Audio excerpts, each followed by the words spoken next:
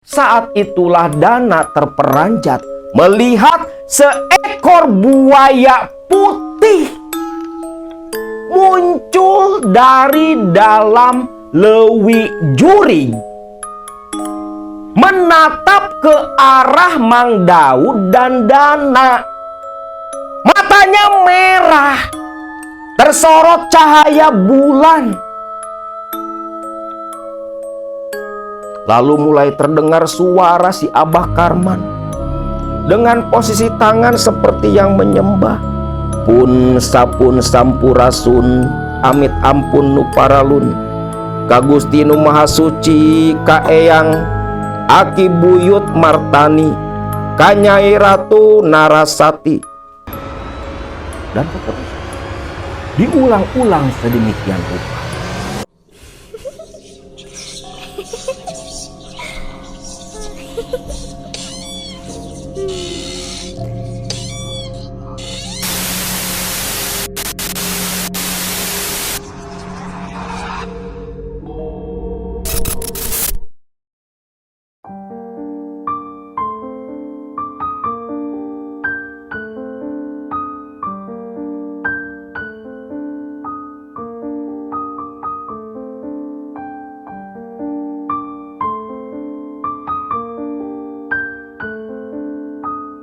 Assalamualaikum warahmatullahi wabarakatuh. Salam sejahtera buat semua Baraya KMS dimanapun kalian berada. Video kali ini akan mengisahkan sebuah cerita nyata yang terjadi dan dialami oleh narasumber kita pada tahun 1970-an. Cerita ini akan dapatkan beberapa hari yang lalu ketika selepas selesai acara tahlilan almarhumah ibu mertua. Waktu itu salah satu tetangga mertua, sebut saja bernama Abah Dana, ketika selepas bubar acara tahlilan kita duduk ngopi ngobrol sambil bercerita. Nah, si Abah Dana, dia menceritakan pengalaman masa lalunya dulu ketika di tahun 1970 menikah dengan kekasihnya dan beberapa tahun tinggal di kampung halaman sang istri.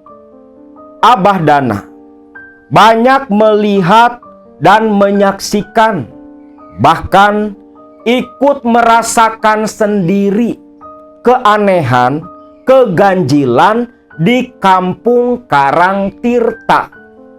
Keanehan, keganjilan yang ada di kampung itu bukan tentang teror hantu, penampakan, dan sejenisnya, tapi suatu kebiasaan yang tak umum, berbungkus adat dan budaya. Namun ternyata adat dan budaya kebiasaan sebagian besar warga kampung atau warga desa Karangtirta berhubungan dengan persekutuan, perjanjian antara manusia dengan golongan siluman. Kalau dicerita pesugihan nyupang kuda yang terjadi di daerah Kuningan, itu hanya segelintir warga saja dengan berbagai jenis pesugihan yang dijalani, dari mulai kuda, pocong, tuyul, dan sejenisnya. Tapi di kampung Karangtirta hanya ada satu golongan siluman yang bersekutu dengan sebagian besar warga desa di sana. Dulu, berdasarkan penuturan si Abah Dana, di awal tahun 1970, Abah Dana dari desa Rancakole tempat tinggalnya berangkat bersama rombongan keluarga dan tetangga untuk mengikuti acara akad pernikahan. Pernikahan antara Abah Dana dengan Imas calon istrinya. Ketika tiba di lokasi akad nikah, serah terima pengantin seperti umum dilakukan pada biasanya. Acara akad nikah pun berlangsung sekitar tepat jam 9 pagi.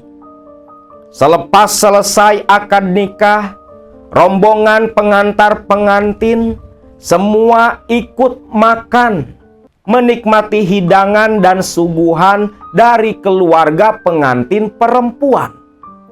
Sedangkan Abah Dana dan sang istri Imas tentunya berdiri di pelaminan, menerima uluran tangan ucapan selamat dari para tamu undangan. Di tengah Dana dan sang istri yang berdiri dengan penuh senyum bahagia di pelaminan, sebagian keluarga Abah Dana, salah satunya Mang Yayat, adik dari bapak si Dana, dengan rombongan keluarga masuk ke tempat prasmanan. Namun ketika menuju ke tempat prasmanan, ada seorang warga yang ditugaskan menerima para tamu, mengarahkan rombongan keluarga ke sebuah area. Di sini Yayat sendiri agak heran, karena agak berbeda nih dengan adat di kampungnya, dengan adat di desa Rancakole. Biasanya kalau di desa-desa lain, mungkin termasuk di tempat Baraya semua, tamu undangan yang mau ke tempat prasmanan itu cuma ada satu lokasi. Tapi di desa Karangtirta ada 2 lokasi.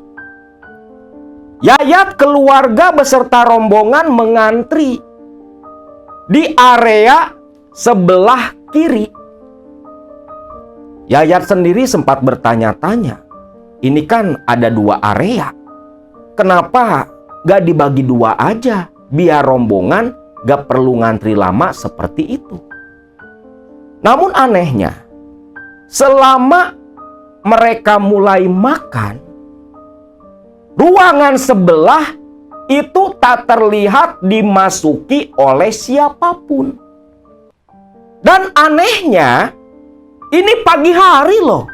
Anehnya, Yayat yang duduk di samping tirai pembatas warna hitam gelap, dia mendengar banyak orang yang sedang makan di ruang area sebelah. Namun yang membuat Yayat kebingungan, tak ada satupun manusia di dalam ruang prasmanan sebelah kanan. Yayat menoleh ke istrinya. Sambil berbisik dia berkata, "Neng, kok di sebelah banyak yang makan, tapi gak ada orang?"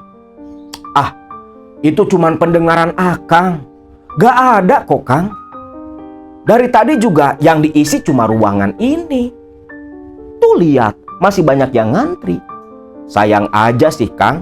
Kenapa gak sebagian rombongan kita disuruh makan di ruang sebelah?" Yayat mengernyitkan kening. Jelas sekali loh. Bahkan sepanjang dia bicara dengan istrinya, itu banyak yang makan di ruang sebelah. Tapi istrinya mengaku tak mendengar dan tak melihat apapun. Sedangkan Yayat mulai merasa tak tenang. Bulu kuduknya mulai meremang ketika jelas mendengar ada orang duduk tepat di samping Yayat. Namun Yayat yang sampai berhenti menyuapkan nasi ke mulutnya, dia mencium bau anyir yang begitu pekat. Selera makan hilang, rasa takut yang datang. Piring nasi yang belum habis lantas Yayat simpan, Yayat pun buru-buru keluar. Dan ketika berjalan dia sempat melongok ke ruang sebelah kanan dan jelas Memang tak ada orang sama sekali, hanya deretan meja kosong di dalam ruangan itu. Singkat cerita, para pengantar pengantin dari keluarga laki-laki sekaligus orang tua Dana pun pamitan tepat selepas jam 12:30 siang. Acara terus berlanjut.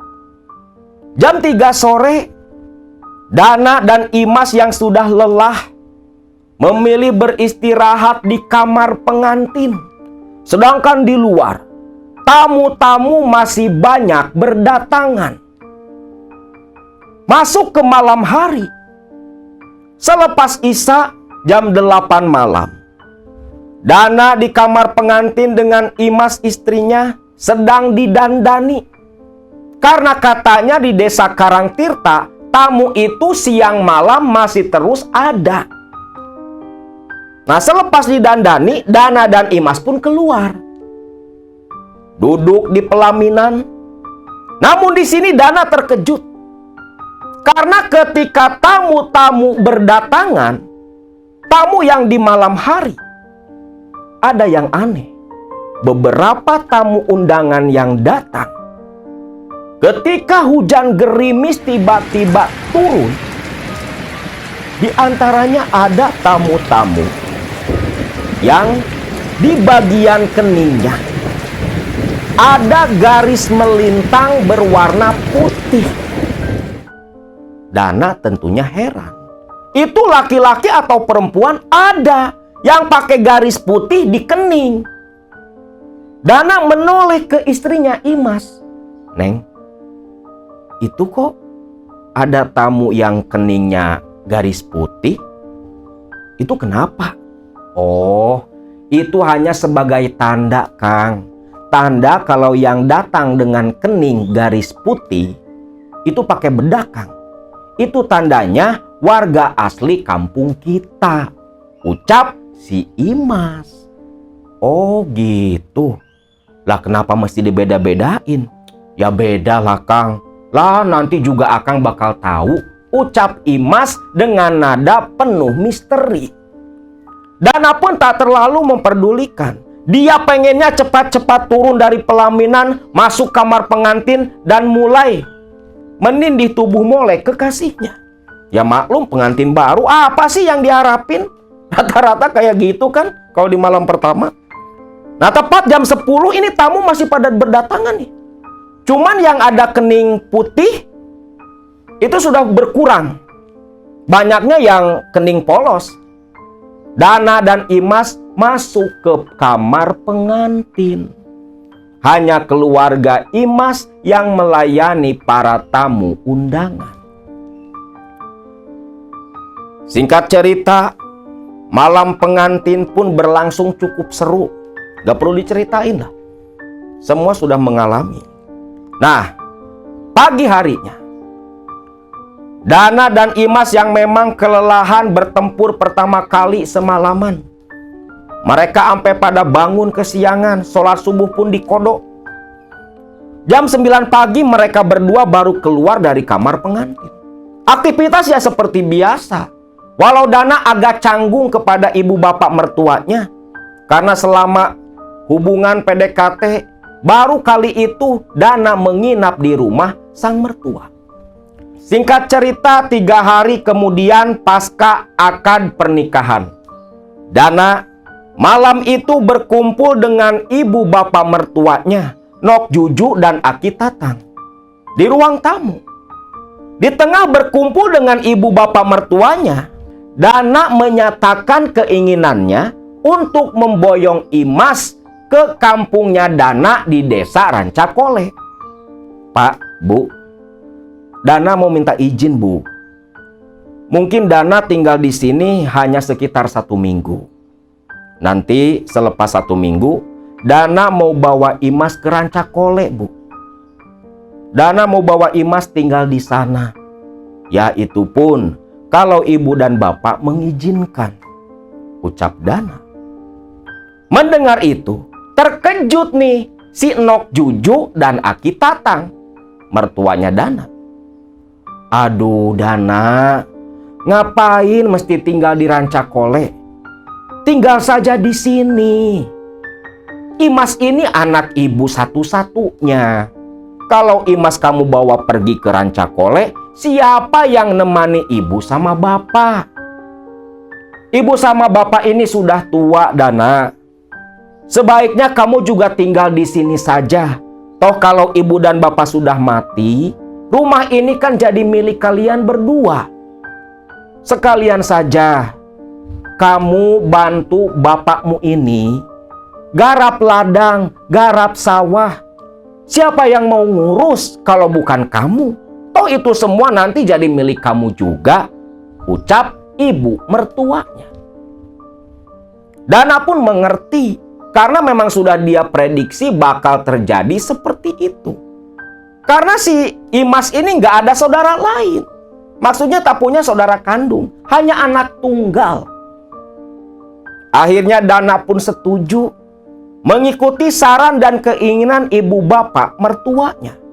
Namun siapa sangka hari itu menandai peristiwa-peristiwa yang nantinya akan membuat Dana begitu kebingungan, ketakutan, bahkan sampai syok.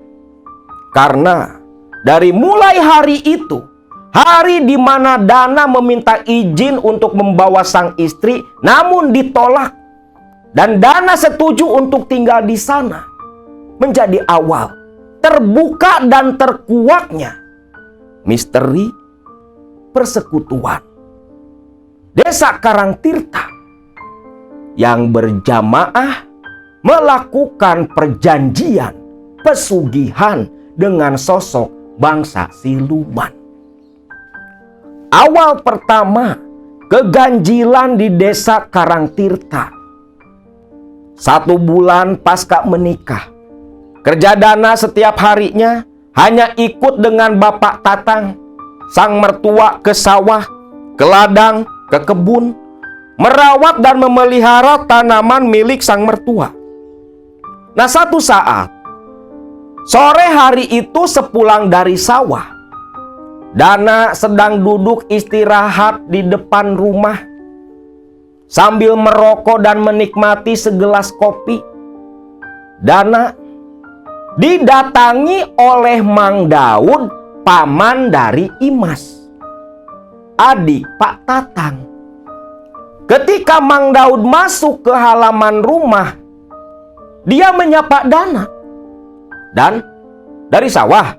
Iya, Mang. Tadi dari sawah sama si bapak. Mau kemana, Mang? Ah, kebetulan. Kamu ada acara nggak nanti malam? Ya nggak ada lah, Mang. Emang acara apa, mau kemana? Ya di rumah paling. Begini, Dan, ucap Mang Daud sambil duduk tepat di samping Dana. Nanti malam ikut Mamang yuk. Kemana, Mang? Ikut Mamang mancing. Kita mancing ke Ciseel. Ciseel? Emang banyak ikannya, Mang? Banyak, Dan. Pokoknya nanti kamu tahu sendirilah. Saking banyaknya nih, Dan. Kalau lagi kebetulan kita ada rejeki, itu bisa cukup buat lauk makan 1 bulan, ucap si Mang Daud sambil tersenyum. Dana terkejut dong. Masa iya? Sampai segitunya. Tapi si Mang Daud ini meyakinkan kalau ikan di Sungai Ciseel yang kebetulan berada dan melewati Desa Karangtirta itu tempat berkumpulnya ikan-ikan lokal dan begitu besar, begitu banyak pula. Dana pun setuju. Dia nggak punya pikiran ataupun prasangka yang aneh-aneh. Selepas Dana menyetujui ikut mancing nanti malam, Mang Daud pun menemui kakak iparnya, lantas pamitan pulang.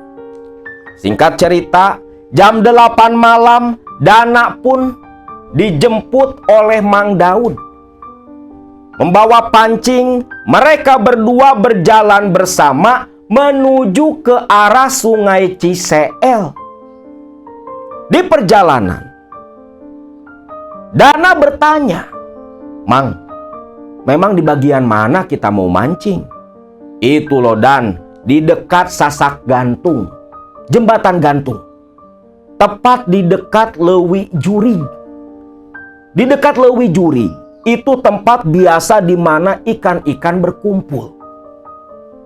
Mendengar nama Lewi Jurig, Lewi atau lubuk, bagian sungai yang lebih dalam dengan permukaan air yang begitu tenang, disebut Lewi Jurig. Menurut si Mang Daud, karena memang ada sejarah yang berkaitan erat dengan keberadaan kampung Karangtirta. "Nantilah Dan, nanti Mamang ceritakan. Nanti juga kalau udah sampai di sana kamu bakal tahu sendiri," ucap si Mang Daud. Dana jadi penasaran. Soalnya dari mulai awal menikah nih banyak misteri yang belum bisa terbuka oleh Dana.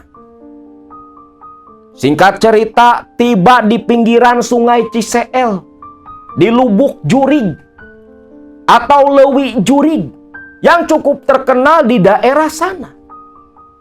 Dan perlu teman-teman ketahui, sungai Ciseel ini salah satu anak sungai Citanduy di Jawa Barat yang begitu besar, yang bermuara nantinya ke sungai Citanduy pula di daerah Pangandaran. Begitu tiba di lokasi di pinggiran sungai Ciseel, suasana begitu sepi, hanya terdengar suara gemericik air. Begitu sampai di sana, si Mang Daud membuka tas. Tas dibuka lantas mengeluarkan sesuatu. Namun disitulah yang membuat Dana heran sekaligus bingung. "Loh, mau mancing, tapi kok malah bawa arang?" pikir Dana. Dana pun tak bertanya. Si Mang Daud ini mengeluarkan arang, dan barang yang kedua yang dikeluarkan dari tas semakin membuat Dana tercengang, karena yang dikeluarkan si Mang Daud itu kembang 7 rupa. Astagfirullah, ini mau ngapain? Mau mancing, mau nyajen? Kan gak umum loh orang mancing bawa kembang 7 rupa. Tak sampai di situ, ini si Mang Daud malah nyeduh kopi hitam, diletakkan tepat di samping kembang. Selepas itu arang dibakar. Betullah apa yang ada dalam pikiran Dana. Tak lama selepas arang menyala, si Mang Daud itu langsung merogoh saku mengeluarkan benda persegi 4. Yang Dana ketahui itu kemenyan. Langsung dibakar di atas arang. Ketika asap kemenyan mengepul, terlihat Mang Daud duduk sila begitu husu, bibirnya komat kamit. Namun yang terdengar di telinga si Dana, waktu itu Mang Daud berkata, "Aki buyut martani, Abah Daud, ieu kula incu salira, nyuhunkeun widina, rek nguseup di ieu leuwi menta lauk sing loba," ucap Mang Daud. Yang seketika ketika jampe kata-kata itu terlontar dari mulut Mang Daud, bulu kuduk si Dana meremang seketika. Hawa tenang, suasana tenang berubah menjadi mencekam. Rasa dingin mulai datang, anyep. Tak sampai di situ, Dana sampai gemetar ketakutan ketika duduk di belakang Mang Daud. Dia syok terperanjat ketika mendengar suara piur, piur, piur. Suara gedeburan air di sungai Ciseel. Lalu si Mang Daud berdiri sambil membawa kembang 7 rupa dalam genggaman tangan. Kembang 7 rupa yang disimpan dalam wadah yang terbuat dari daun pisang. Mang Daud berjalan semakin dekat ke pinggiran sungai. Dana walau takut namun dia penasaran pula, berjalan mendekat mengikuti si Mang Daud. Begitu tiba di samping Mang Daud, saat itulah Dana terperanjat melihat seekor buaya putih muncul dari dalam lewi jurig, menatap ke arah Mang Daud dan Dana. Matanya merah, tersorot cahaya bulan. Jelas buaya putih yang kepalanya sebesar Dana mengangkat mulutnya, membuka mulutnya. Lantas si Mang Daud melempar kebang 7 rupa yang ada telur ayam kampung di dalamnya, tepat masuk ke dalam mulut si buaya. Yang selepas itu rahang si buaya menutup kembali, lantas masuk ke dalam lewi jurig. Lalu Mang Daud menoleh ke Dana, "Dan jangan takut. Nanti Mamang jelaskan sepulang kita mancing. Yuk, mulai pasang umpan," ucap Mang Daud. Situasi sudah kembali tenang, seolah tak pernah terjadi hal apapun di sana. Dana, walau masih takut dan penasaran, dia mulai memasang umpan, lantas melempar pancingnya. Betul lah nih, ketika pancing dilempar, saat itu juga ikan langsung menyambar. Saking gacornya nih mancing, Dana sama si Mang Daud ampe keteteran. Akhirnya Dana mengalah, menyimpan alat pancingnya, hanya membantu Mang Daud melepaskan ikal dari kail Mang Daud. "Mang, ini ikan udah banyak banget nih, Mang. Udah hampir 1 karung loh, Mang." "Lah, sebentar lagi. Mamang masih suka mancing nih." Dana pun mengalah. Seumur-umur nih, jangankan di sungai, di kolam yang ikannya banyak aja itu nggak segacor itu. Lawang umpan cuma cacing tanah. Namun dalam pikiran Dana, apa ada hubungannya dengan sosok buaya putih yang tadi muncul tiba-tiba? Lalu Dana waktu itu kebelet kencing. "Mang, mau pipis dulu, Mang." "Ya udah sana, tuh bawah pohon aja," ucap Mang Daud. Dana pun berdiri. Begitu dia sampai di bawah pohon, langsung buang air kecil. Selesai, Dana berniat berbalik kembali ke tempat si Mang Daud.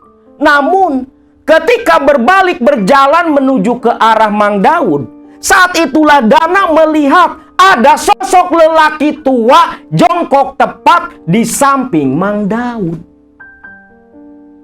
sedang meminum kopi sesaji di dekat kemenyan.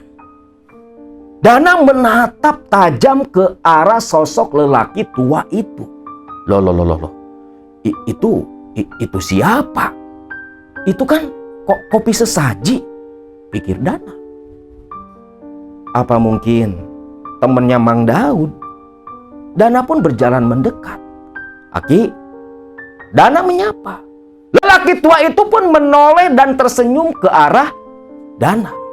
Namun, ketika Dana mendekat ke Mang Daud, menoleh kembali ke arah si lelaki tua, di situ Dana sempat terkejut. Karena bibir si lelaki tua itu, bibir atasnya rata. Tak ada lengkungan seperti kita. Dan anehnya, ketika menatap kembali ke arah si lelaki tua, merinding si Dana. Dan yang lebih anehnya lagi, Mang Daud seolah tak menyadari keberadaan lelaki tua di sampingnya. Dana kembali menatap ke arah permukaan lewi jurig di Ciseel. Walau rasa takut begitu kental dalam hati Dana tetap diam, memilih diam. Karena ketika tadi tak sengaja menoleh ke arah si lelaki tua, matanya itu begitu mirip buaya putih yang tadi muncul di lewi jurig. Singkat cerita, Mang Daud selesai mancing. "Udah yuk, kita pulang, Dan. Udah cukup banyak kan ikannya?" Banyak lah, Mang. 1 karung penuh loh. Lebih malah tuh. Yaudah yuk, cepet pulang. Udah selesai. Jatah kita sudah habis, ucap Mang Daud. Dana hanya garuk-garuk kepala. Singkatnya, alat-alat pancing diberesin nih sama Mang Daud. Dana tugasnya mikul karung yang berisi ikan. Nah, begitu ikan dalam karung dipikul oleh Dana, mereka berdua mau berjalan pergi balik ke Karangtirta. Mang, itu si Aki nggak diajak pulang? Itu temennya kan? Hah? Aki? Aki yang mana? Itu, Mang. Loh, ada apa sih, Dan? Tadi loh, Mang. Ada aki-aki, Mang. Aki-aki di mana? Yang mancing di sini cuma kita berdua. Udah, yuk. Kita buru-buru pulang. Waktu kita sudah habis. Giliran bangsa mereka yang sekarang datang ke tempat ini. Makin bingung bercampur takut Dana.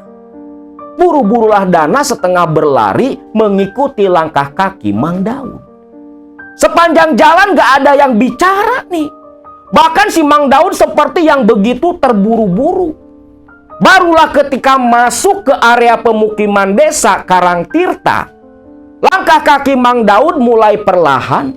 Terlihat sudah mulai cukup tenang. Sedangkan Dana capek ampe ngos-ngosan. Dan langsung ke rumah Mamang saja. Nanti Mamang cerita. Iya, Mang. Alah, berat, Mang. Udah, masa anak muda kalah sama aki-aki? Yuk, jalan dah tuh pulang. Singkatnya nih, tiba di rumah Mang Daud. Ikan langsung dibawa ke dapur, ke kamar mandi, diserahkan ke istrinya Mang Daud. Dana dan Daud lantas kembali ke teras rumah sambil membawa masing-masing 1 gelas kopi. Dan di situ pun Dana kembali menanyakan masalah buaya putih dan sosok lelaki tua yang tadi dilihat oleh Dana. Bahkan cukup lama menikmati kopi sambil menemani mereka mancing. Itu semua Dana tanyakan ke Mang Daud. Mang, buaya putih tadi itu siapa, Mang? Dan aki-aki yang nemenin kita mancing, kenapa tiba-tiba hilang, Mang? Berarti kamu sudah diterima jadi warga desa Karangtirta. Loh, maksudnya apa, Mang? Dan kamu tahu, aki-aki yang tadi kamu lihat itu namanya Aki Buyut Martani. Aki Buyut Martani? Siapa dia, Mang? Ya dialah pimpinan para siluman buaya putih di Lewi Jurig. Dan yang tadi, buaya yang tadi, itu namanya Abah Dudung. Dan dia penjaga goib keraton kerajaan siluman buaya putih Lewi Jurig, ucap Mang Daud. Tentunya hal itu membuat Dana semakin bingung. Bukannya misteri terjawab, yang ada malah menambah pertanyaan lagi di kepala Dana. Sudahlah, Dan, nanti pun kamu akan tahu sendiri. Belum waktunya Mamang ceritakan semua. Namun yang jelas, selamat. Kamu sudah diterima jadi warga di Karangtirta, ucap Mang Daud. Daripada pusing, Dana pun akhirnya pamitan pulang kembali ke rumah sang mertua. Setibanya di rumah sang mertua, tepat sekitar jam 1 malam, Dana pun membersihkan tubuh di kamar mandi, yang pada waktu itu umum kamar mandi terpisah dari rumah, tepat berada di belakang. Rata-rata memang seperti itu. Bahkan untuk buang air besar pun dulu jarang di kampung-kampung ada yang pakai WC. Rata-rata itu bikin helikopter di atas kolam kecil yang biasa disebut cubluk. Nah, selepas selesai mandi, masih bersamping handuk, Dana bertelanjang dada keluar dari dalam kamar mandi. ketika berjalan ke arah pintu dapur mertuanya, Dana mendengar suara krosak, krosak, krosak, krosak dari arah kandang ayam. Dana terkejut. Ditambah tiba-tiba ayam piaraan mertuanya rame, pada berkotek, seperti takut akan sesuatu. Bahkan ketika Dana masih berdiri menatap ke arah kandang ayam yang begitu gelap, terdengar suara buk, buk, buk. Seperti ada seekor binatang yang memaksa membuka pintu kandang ayam. Dana lantas mendekat ke arah kandang ayam.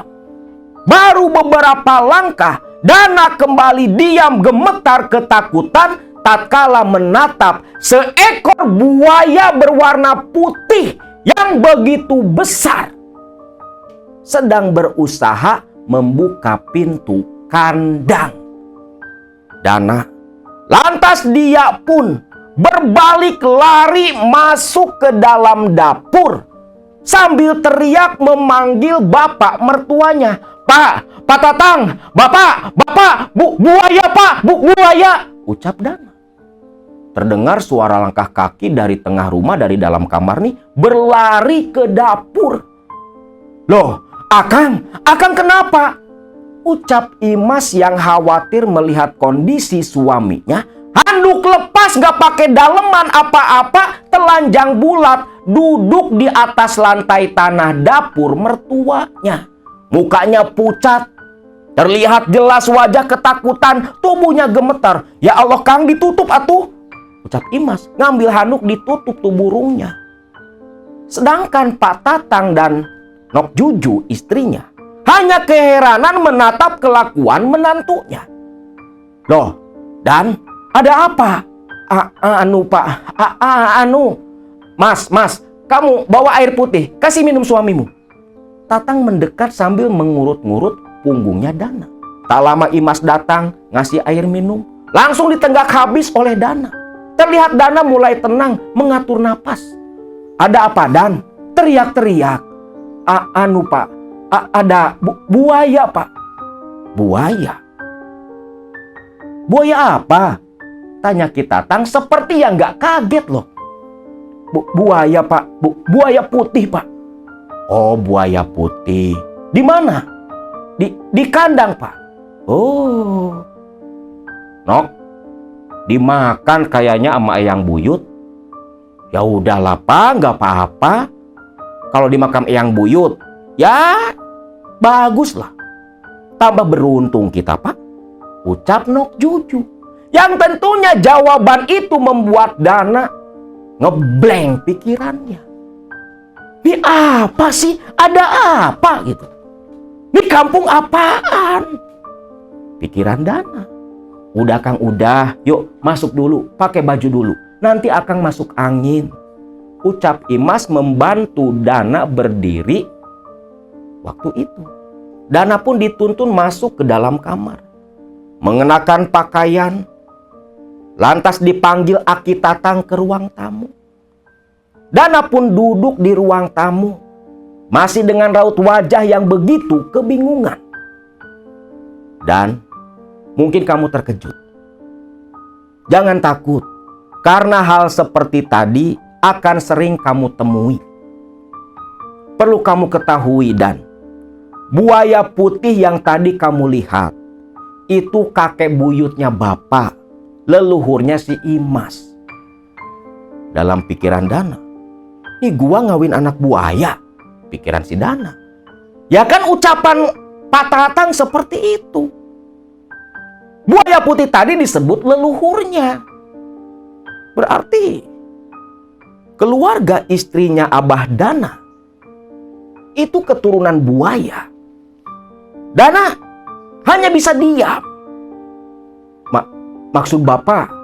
Sudahlah, itu leluhur Bapak, leluhur istrimu. "Oh iya, gimana tadi di Ciseel?" Dana pun cerita apa yang dia alami bersama Mang Daud, dengan harapan bisa terjawab. Oh, bagus. Kalau sudah seperti itu bagus. Berarti kamu sudah ketemu sama Aki Buyut Martani. Itu tandanya kamu sudah diterima jadi penduduk desa Karangtirta.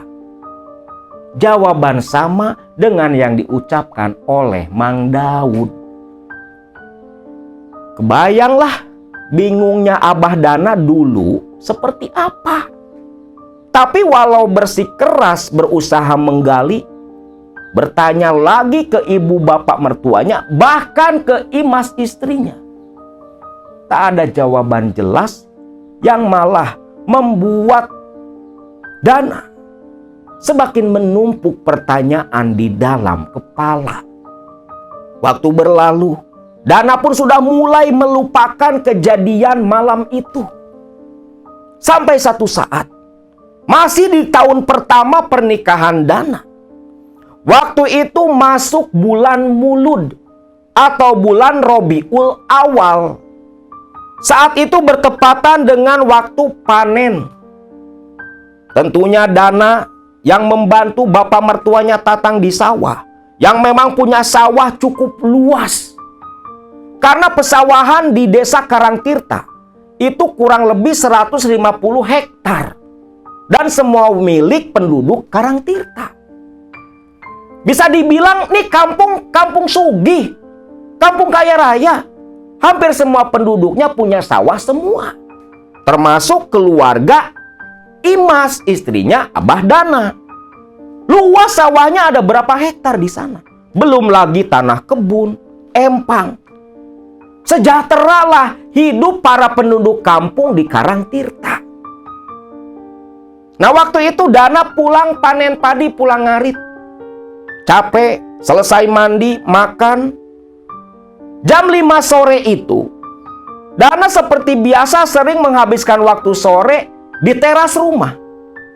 Dia lagi ngudud, ngopi. Namun Dana terkejut mendengar suara rame-rame. Begitu dia berdiri, bertepatan dengan puluhan warga yang lewat tepat di depan rumah Dana. Loh. Ini warga pada mau kemana nih? Pikir Dana. Terlebih, warga yang kumpulan laki dan perempuan, yang semuanya warga desa Karangtirta. Yang perempuannya semua pakai kebaya, sambil membawa nampan atau nyiru dari anyaman bambu yang isinya sajen semua. Sedangkan yang laki-laki memakai baju pangsi, pakaian serba hitam, pada menuntun seekor ayam. Dana hanya berdiri bengong. Di depannya ada aki-aki, namanya Abah Karman. Bisa dibilang sesepuh di Karangtirta. Berjalan paling depan, membawa tembikar yang mengepulkan asap kemenyan. Memimpin rombongan warga yang membawa sesajen. Dan ketika Dana perhatikan, di antara rombongan itu ada Mang Daud. Loh. Itu kan Mang Daud sama si Bibi.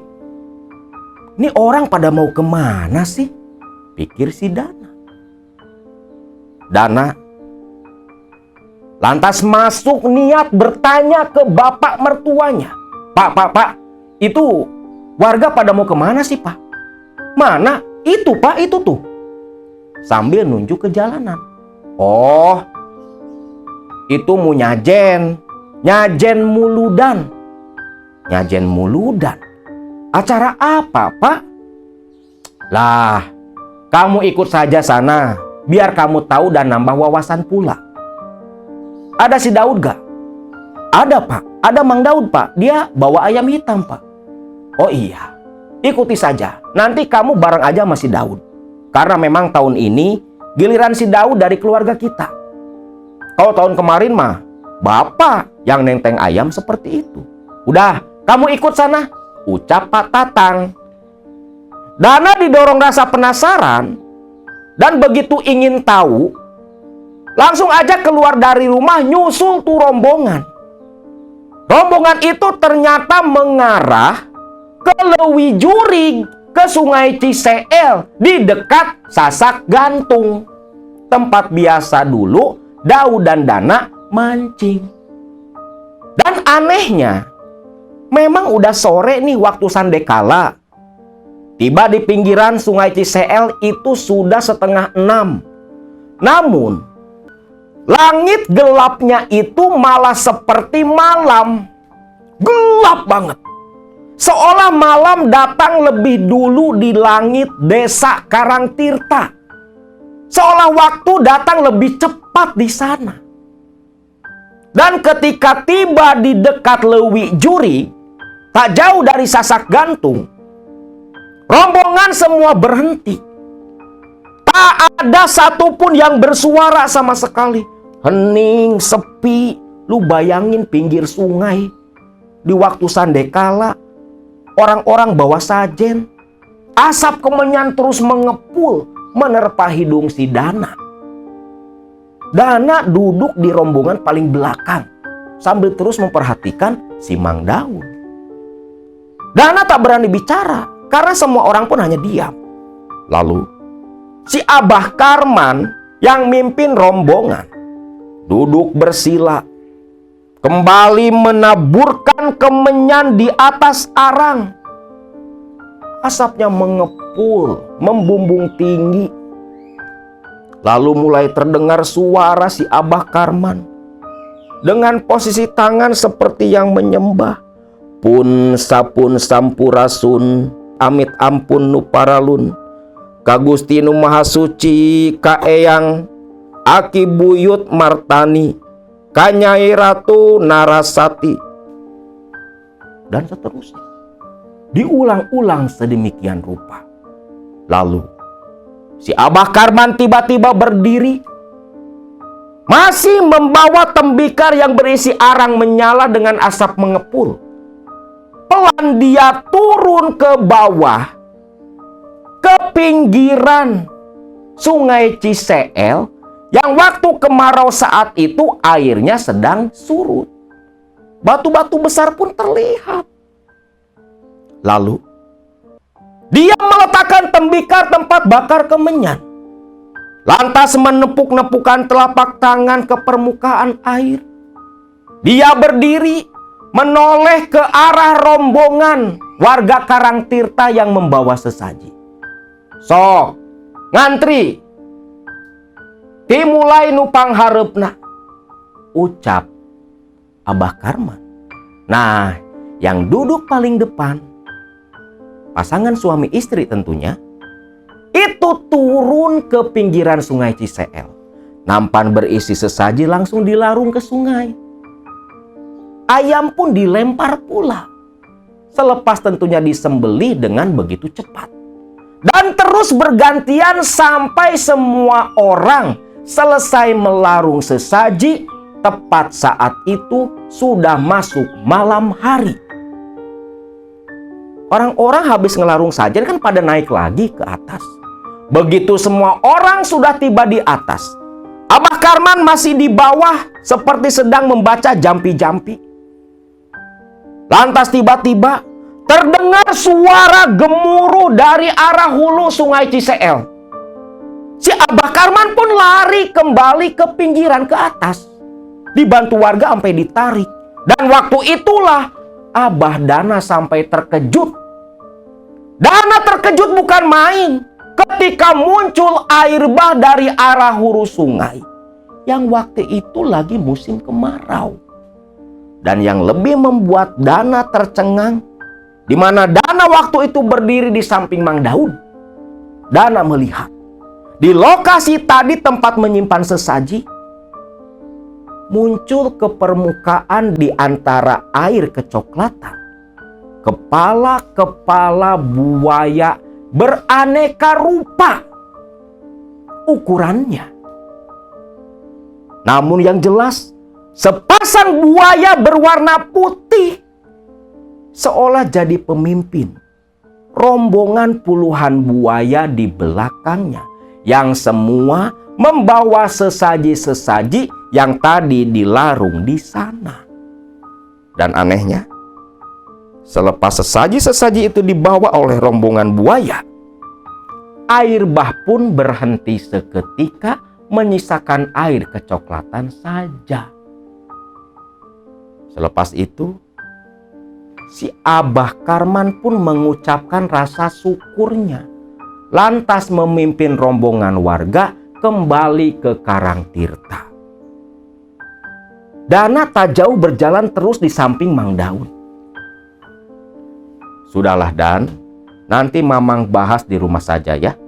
Ini waktu yang sakral. Kita nggak boleh bicara sembarangan. Iya Mang, ucap Dana. Akhirnya Dana pun ikut pulang bersama Mang Daud dan istrinya, Biningsih. Singkat cerita, tiba di rumah Mang Daud. Mereka berdua duduk di ruang tamu. Ningsih, bikinin kopi buat Bapak sama si Dana. Iya Pak. Ningsih pun bikin kopi. Tak lama Ningsih pun datang membawa 2 cangkir kopi, diletakkan di atas meja. Pak, Ningsih mau balik ke kamar ya Pak? Iya sana Mak, diam aja di kamar. Bapak mau cerita sama si Dana, ucap Mang Daud. Selepas Ningsih pergi, Mang Daud pun tersenyum ke arah Dana. Bahkan sempat tertawa melihat raut wajah Dana yang masih seperti orang linglung kebingungan. Dan, ada apa? Kayak orang linglung. Kalau ada yang mau ditanyakan, tanyakan saja. Nanti Mamang jawab sebisanya. Mang, sebenarnya ada apa di kampung ini, Mang? Apa hubungannya pula kampung ini dengan buaya putih, Mang? Lantas yang tadi, itu buaya dari mana, Mang? Dan kan sempat Mamang cerita, Lewi Juri itu adalah pintu gerbang alam goib kerajaan buaya putih yang dipimpin Nyai Narasati, istri dari Aki Buyut Martani. Aki Buyut Martani, siapa dia, Mang? Dan Aki Buyut Martani itu adalah leluhurnya Mamang, leluhur mertuamu dan leluhurnya Imas istrimu, yang berarti menjadi leluhurmu pula. Walau ikatan pernikahan bukan ikatan darah, tapi kan kamu seperti yang sudah Mamang bilang, kamu sudah diterima jadi warga Karangtirta. Yang lebih khususnya, sudah diterima jadi anggota keluarga Aki Buyut Martani. Acara tadi itu acara sajen mulud, di mana kami dan keluarga anak keturunan Aki Buyut Martani, warga asli kampung Karangtirta, beserta warga lain yang mengikuti jejak kami melakukan hajat bumi. Yang lebih jelas lagi, memberikan sesembahan kepada leluhur kami. Dan buaya-buaya tadi itu bukan buaya, tetapi jelmaan leluhur-leluhur kami yang sudah mati, ucap Mang Daud. Tahan dulu Dan, biarkan Mamang selesai bercerita. Nanti pun kamu paham sendiri. Dana mengangguk, walau masih bingung dalam hati. Begini Dan, dulu di masa lalu, desa Karangtirta itu hanya sebagai hutan belantara di pinggiran Sungai Ciseel. Menurut cerita dari Mang Daud, di masa lalu belum ada pemukiman di daerah sana. Masih berupa hutan belantara. Sampai satu ketika, ada sesosok lelaki sakti, pandita, mahaguru, jawara, begitu banyak gelar disematkan sebelum namanya. Lelaki sakti itu dikenal bernama Martani, Aki Martani. Satu saat, Aki Martani, dulu di zaman kerajaan di masa lalu, beliau sedang melakukan puja semedi, mendapat wangsit dari Sang Hyang Widi untuk membuka pemukiman di sebelah selatan Sungai Ciseel. Ki Buyut Martani selepas mendapat wangsit seperti itu, lantas melakukan perjalanan sampai tibalah di sebuah hutan belantara. Hutan yang merupakan lokasi dari wangsit yang diterima Aki Buyut Martani. Setibanya di hutan belantara itu, tentunya tugas Aki Buyut Martani adalah membabat hutan dan membuka pemukiman. Namun, ketika Aki Buyut Martani mau mengawali hari dengan menebang sebatang pohon di sana, Aki Buyut Martani mendapat keanehan yang tak terduga. Karena pohon yang mau ditebang Aki Buyut Martani, pohon itu tak mau tumbang sama sekali. Bahkan menurut cerita turun-temurun di keluarga Mang Daud, ketika golok ditebaskan ke kulit pohon, bukan getah yang keluar, tapi justru percikan api. Seolah bukan pohon yang ditebang Ki Buyut Martani, tetapi sebatang besi. Menyadari ada yang tak wajar di hutan belantara itu, Ki Buyut Martani pun merapalkan ilmu-ilmu kadigdayaan yang dimiliki. Namun siapa sangka, selepas bisa menumbangkan pohon itu, tiba-tiba langit menggelap. Datang hujan disertai angin yang begitu besar.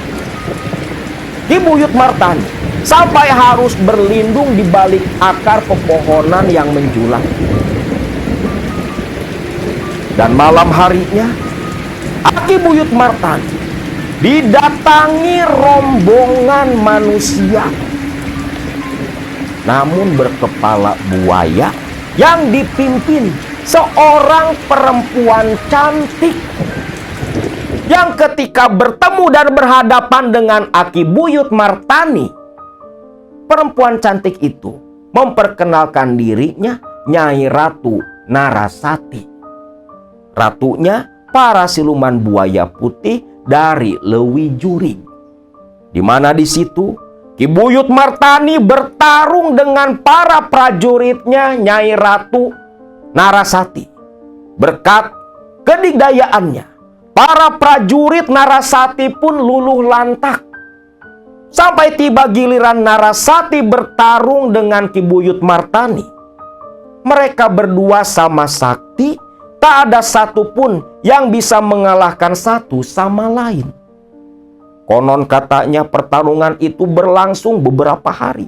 Sampai akhirnya Ki Buyut Martani dan Nyai Narasati pun melakukan gencatan senjata, bahkan melakukan kesepakatan perjanjian, di mana Ki Buyut Martani diperbolehkan membuka pemukiman di sana dengan syarat harus menikahi dan menjadi suami Nyai Narasati. Ki Buyut Martani yang masih muda waktu itu terpikat pula oleh kecantikan Narasati. Namun dia bingung karena sudah punya istri dari bangsa manusia. Namun Narasati tak masalah, walau hanya dijadikan istri kedua dari Aki Martani. Maka singkatnya, Aki Martani pun menikahi Dewi atau Nyai Ratu Narasati, si Ratu Siluman Buaya Putih. Dan semenjak menjadi istri dari Aki Buyut Martani, Nyai Ratu Narasati bersumpah akan membantu semua anak keturunan dari sang suami hidup sejahtera di dunia. Dan lambat laun, pemukiman yang tadinya hanya dihuni oleh Aki Buyut Martani dan istrinya yang dari bangsa manusia mulai tumbuh dan berkembang menjadi pemukiman yang cukup padat. Dan setiap kali Aki Buyut Martani akan menemui istrinya si Ratu Siluman Buaya Putih Nyai Narasati, Ki Buyut Martani selalu membawa sesaji bersama dengan istrinya dari bangsa manusia ke pinggiran Sungai Ciseel ke Lewi Juri. Dan ketika sesaji dilarung, dipanggil, muncullah Narasati menjemput sang suami dengan istri pertamanya, dibawa ke kerajaan Siluman Buaya Putih di alam yang berbeda. Nah, dari situ anak keturunan Ki Buyut Martani melanjutkan perjanjian leluhur mereka. Larung sajen tiap bulan mulud dan adat istiadat tertentu sesuai dengan aturan yang diterapkan turun-temurun dari Aki Buyut Martani di masa lalu tetap mereka jalankan hingga timbal balik dari kerajaan Siluman Buaya Putih kepada warga yang bersekutu dengan mereka merupakan harta kekayaan yang cukup untuk anak keturunan mereka.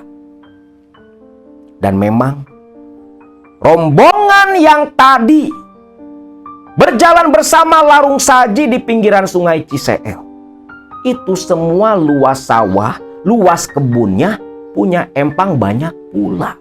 Orang-orang yang bisa dibilang kaya raya di desa Karangtirta. Dan Mamang dengan kedua mertuamu itu, Dana, termasuk istrimu Imas, adalah keturunan langsung dari Aki Buyut Martani. Mendengar itu, kaget bukan main Dana. Karena dalam pemikiran Dana, persekutuan yang dilakukan oleh Mang Daud dan keluarga besarnya, termasuk bapak mertuanya sendiri, beserta warga yang ikut bersekutu pula dengan Nyai Narasati. Walaupun harta melimpah, hidupnya sejahtera, tapi tanpa mereka semua sadari, apa yang mereka lakukan adalah salah satu bentuk pesugihan. Dan ini pesugihan yang berantai turun-temurun entah sudah berapa puluh tahun.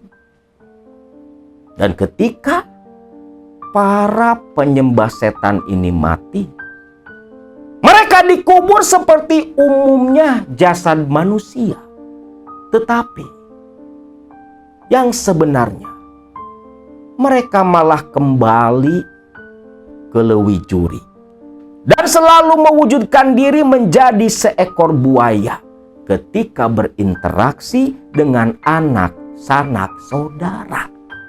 Dan itulah yang terjadi kepada sosok buaya putih yang ditemui Dana ketika mancing dan di kandang ayam, yang katanya salah satu buyut mereka, Abah Dudung, salah satu keturunan Aki Buyut Martani.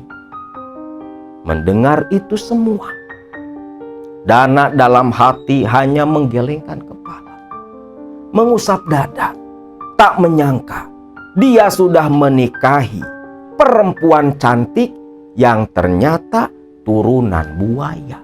Nah, itulah kisah Abah Dana